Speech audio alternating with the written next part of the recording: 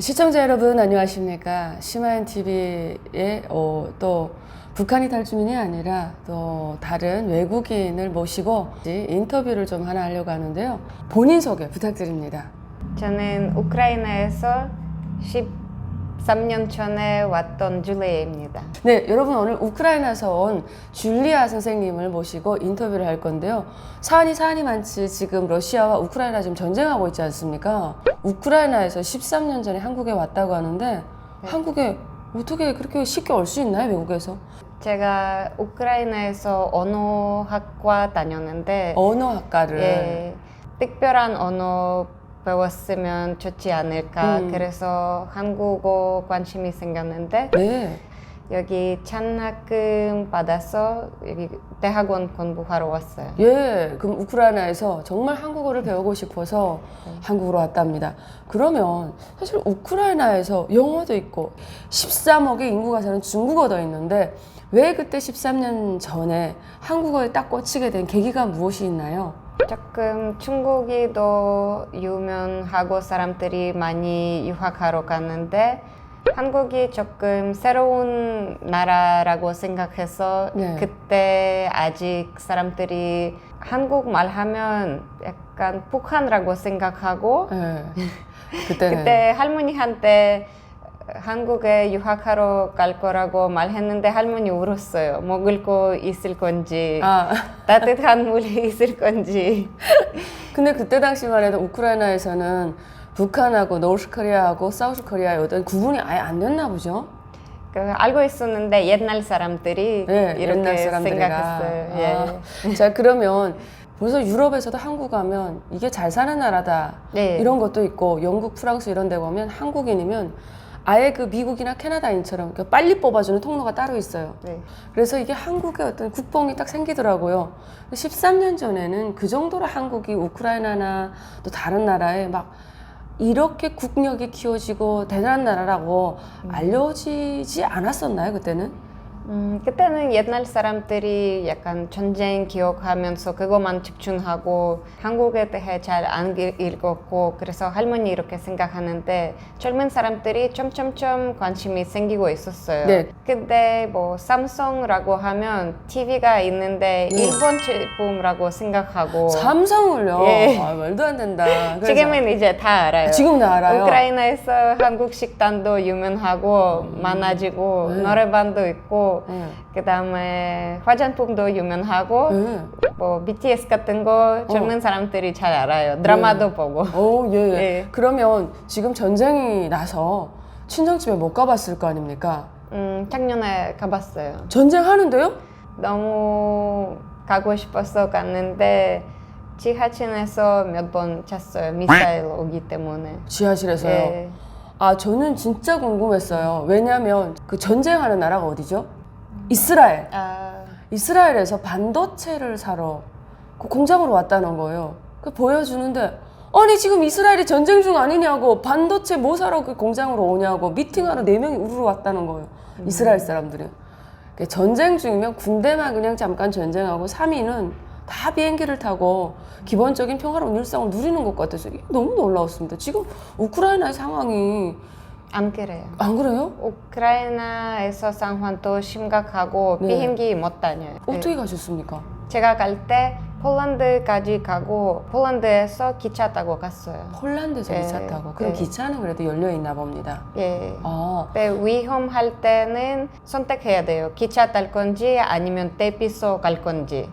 자기 선택해서 지금 당장 기차 타고 집에 가고 싶은지. 아니 이 전쟁 중에 한국에 있으시지. 그 겁이 났을 건데 혼자 가셨습니까? 아이들 데리고 가셨습니까? 혼자 갔어요. 혼자. 예. 아, 예. 잘하셨습니다.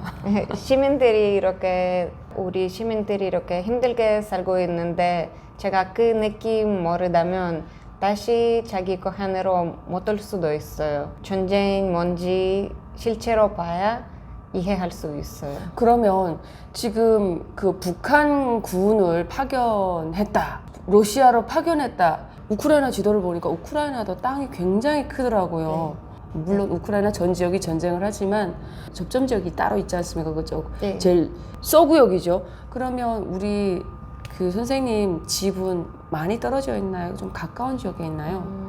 우리 집이 조금 동쪽에 있어요. 동쪽에? 멀지 않아요. 드니프로 항상 공격하는데 우리 도시 아마 2시간?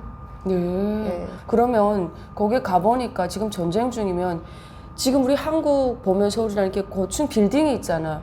이런 게 좀 거의도 폐허가 됐거나 뭐 이 정도 됐나요? 어떤가요? 차마라던가 거리의 모습. 우크라이나 수도권 가도 키예브라고 네. 저기는 부서지는 건물도 있어요. 부서진 건물도 있고. 특히 삼성 빌딩이 부서진 거 있어요. 삼성 빌딩 부서졌어요? 큰 빌딩 있는데 미사일 와서 그 창문도 나가고 조금 떨어졌어요 건물. 그래서 조금 패치업해서 사용하고 있어요. 거기 우크라이나 지역 주민들도 있겠지만 우리 한국 사람들도 좀 있을 것 같은데 걱정스럽네요. 자, 그러면 도대체 러시아는 왜 우크라이나와 전쟁을 일으키겠다라고 하고 푸틴은 왜 우크라이나에 전쟁을 선포했습니까? 1000일 있었어요. 1000일 됐나요? 예. 벌써 3년이네. 예. 푸틴이 자기 나라 옆에 잘 발달되는 나라, 민주주의 가는 나라 있으니까 불안했어. 자기 시민들이 보면 옆에 이렇게 우리보다 작은 우크라이나, 옛날에 소련 있었는데 이렇게 잘 가고 있는데 대통령도 바뀌고 시스템도 바뀌고 우리는 잘못 사는 느낌 들어올까봐 너무 무서워서 그래서 우크라이나 디스트로이 하고 싶어요. 아, 그러니까 완전 우크라이나는 민주국가인가 봅니다. 소련 연방에 있던 그 지금 우크라이나가 소련에서 떨어져 나갔잖아요. 그래서 이 푸틴이 민주국가가 바로 옆에 있는 것이 겁이 나서 부서뜨리고 싶어서 그래서 전쟁을 일으켰다. 저는 전쟁 초입 시작할 때 이렇게 길 줄은 몰랐습니다. 네.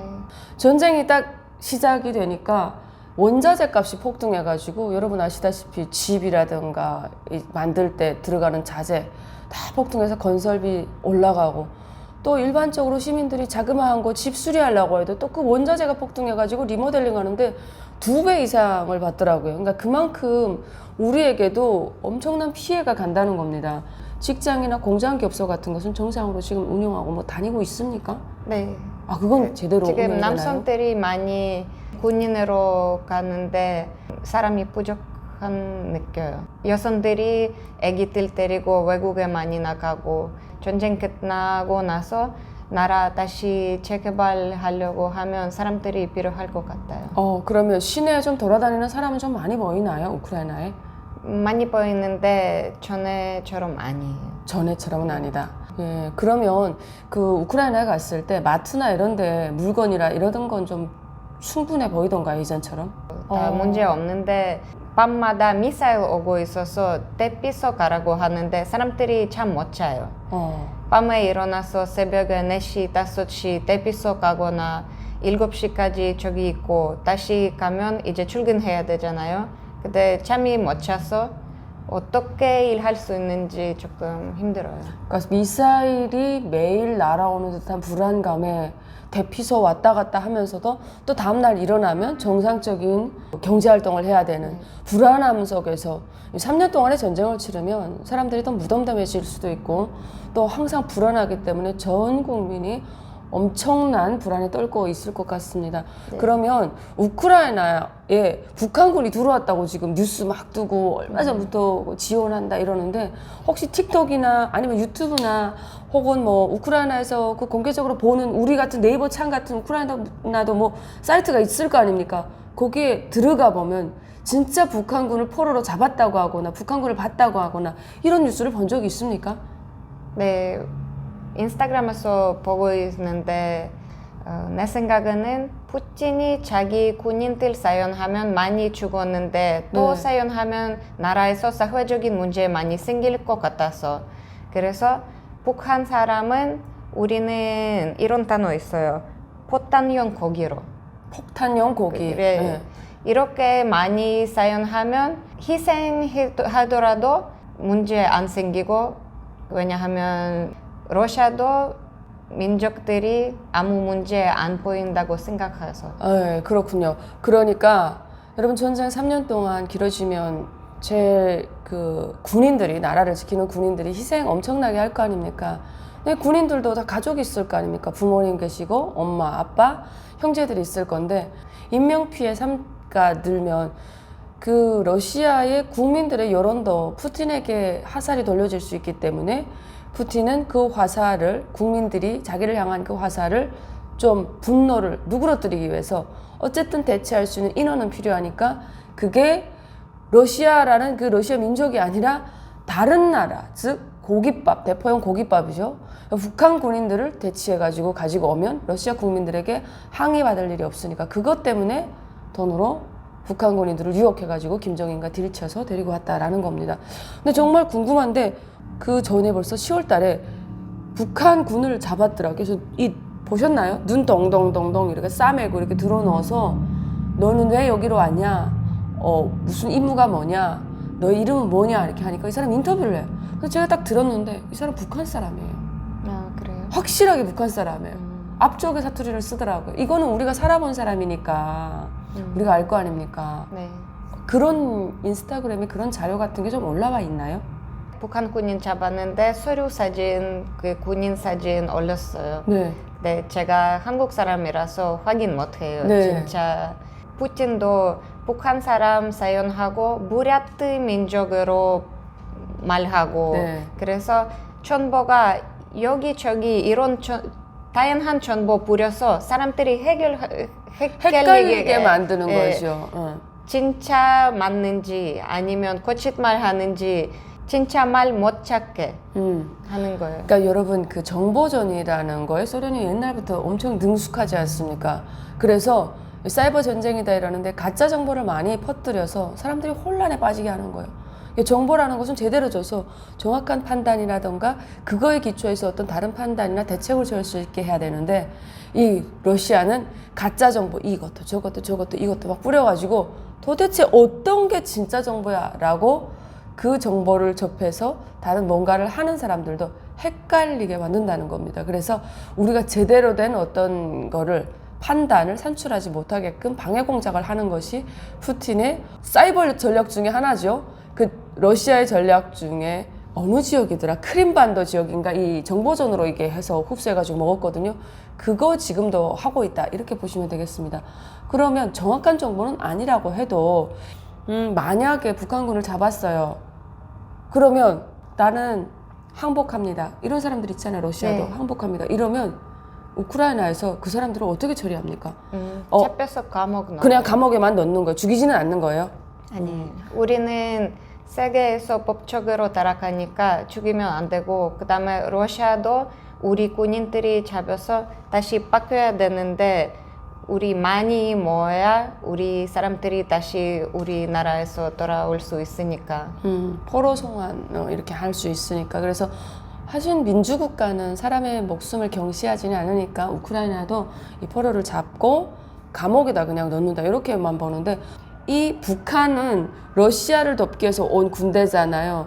외국 사람들은 이 북한 사람과 남한 사람의 얼굴을 보고 분간할 수가 없잖아요. 그래서 우리가 우려하는 것은 이 사람들이 남한과 북한을 헷갈려가지고 잘 모르니까 혹시 남한에 대한 증오가 더 이렇게 올라가지 않을까. 그렇진 않습니까? 그렇지 않을 것 같아요. 그러니까 남한하고 네. 북한을 이제는 요즘 젊은이들이 확실하게 구분해서 아나요? 스타일도 다르고 네. 그것보다 사람 이렇게 하면 이제 공격도 안 하고 이 우크라이나 사람들이 사실은 전쟁 시작하고 나서 러시아 군인들이도 잡아서 인터뷰했어요. 진심으로 우크라이나 사람들이 우리가 설명하면 이제 전쟁 끝날 거라고 생각하고 그래서 잡히는 러시아 군인이랑 인터뷰했다가 가족한테 보냈어요. 네. 우리 러시아 공격하고 싶지 않고 우리나라 유지하고 싶고 또 안 오면 죽이는 거 없고 그만 싸우라고 하는 건데 그래서 우크라이나 사람들이 똑같이 생각하고 북한 사람들이 몰라서 프로파간다 많이 받아서 네. 몰라서 오는 건데 그렇죠. 아니면 선택권이 없어서 오는 건데 네. 그래서 잡히면 약간 교육 같은 거 설명하는 거 네. 먼저 하고 네. 네, 한국 사람들이 많지 없으니까 우크라이나에서 그 후에 한국 사람들이 있었더라도 수도권에나 있고 아니면 서쪽에 있으니까 이렇게 동쪽에 싸우는데 없을 거예요. 그러면